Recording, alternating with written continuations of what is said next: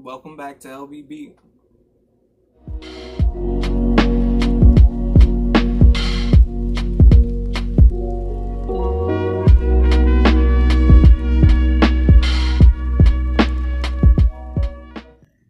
What's up, y'all? Welcome back to another reaction. It's David Free reacting to The Terrifying True Scale of Nuclear Weapons by Real Life Lore.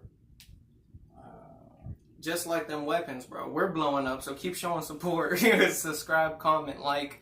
We're going to keep showing your comments right here, man. We appreciate all the love and support.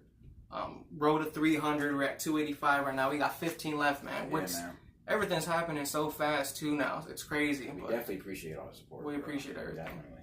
And even if it takes a little bit to get your reaction, we are going to do them. We see all the comments. So. Yeah, you can't do everything at once, man. Yeah. For real. But let's get right into this.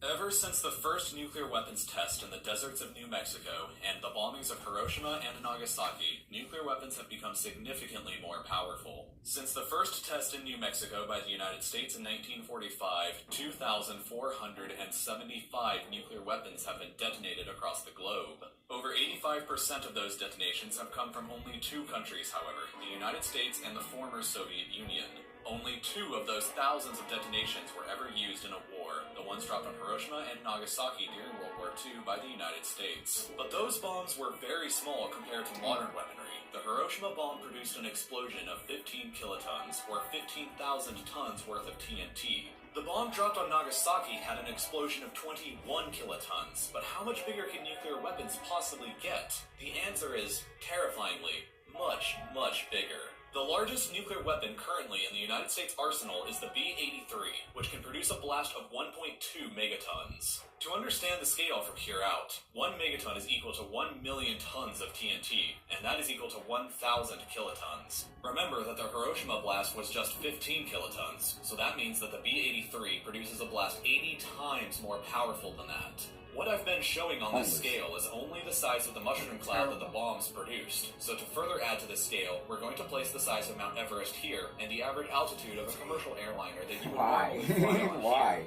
So, the Castle Bravo bomb is the largest nuclear weapon ever tested by the United States. It produced a blast of 15 megatons, or about 1,000 times the scale of Hiroshima. But even that pales in comparison to the largest nuclear weapon ever detonated. In October 1961, the Soviet Union created the largest man-made explosion ever in human history when they detonated this device, known as the Tsar Bomba, here over this territory known as Novaya Zemlya. The bomb detonated with an astounding force of 50 megatons, or about 3,333 Hiroshima blasts. It was so powerful that it almost destroyed the plane that dropped it, shattered windows as far away as Norway and Finland, and the shock waves created by the bomb circled around the entire Earth 3 times. But this test was actually just a scaled-down version of what was theoretically possible. Although never tested, the Soviets did have plans to create a bomb that would be twice as powerful as even the Tsar Bomba, a bomb so powerful that it would have produced a mind-boggling 100 megaton blast, or about 6,666 Hiroshima blasts altogether.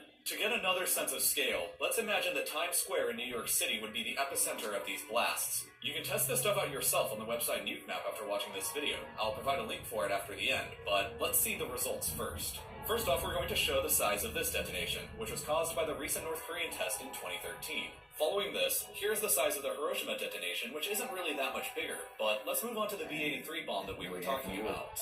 As you can see, it would affect a much larger area than the Hiroshima bomb.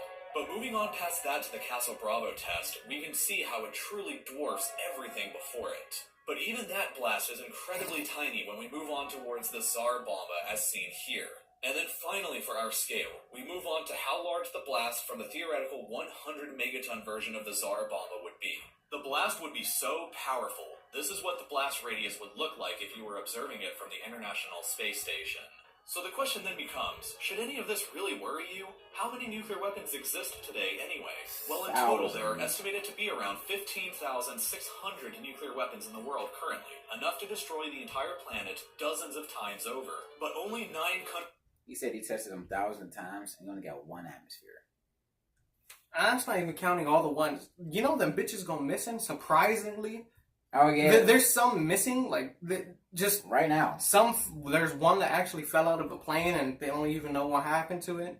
countries control that stockpile, and 92% of those weapons are controlled by only the United States and Russia. The other 8% of the global nuclear arsenal is controlled in descending order of numbers by France, China, the United Kingdom, Pakistan, India, Israel, and North Korea. Israel is, however, highly secretive about its nuclear program and has never publicly confirmed nor denied the existence of their nukes. It's just one of those things where everybody knows that they have them, but nobody really comes out and says so.